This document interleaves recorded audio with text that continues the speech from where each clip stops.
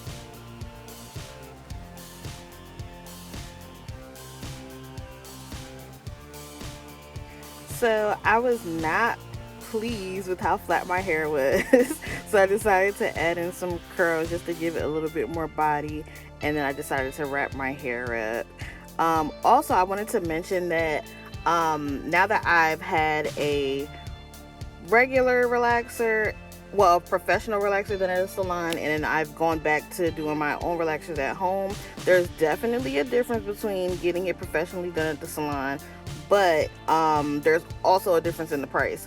So I don't think that I've done any damage. I feel comfortable with doing a relaxer at home, even though it's not the same one that they use in the salon. I'm still okay with that.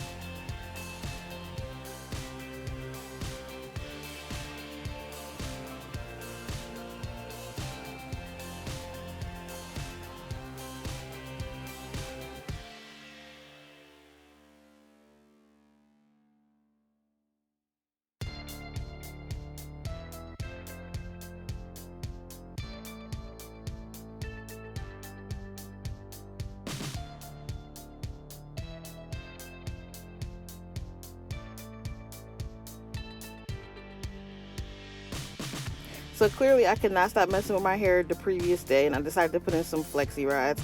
This is the next morning when I'm taking them down before work, and I think that it came out really cute, especially in the last clip. You guys will see what my hair looks like at the end of the day, so be sure to stay around and check that out. I'll be doing another tutorial using a foam mousse right after I wash my hair next week, because I'm also going to try and deep condition every week, so we shall see how that goes.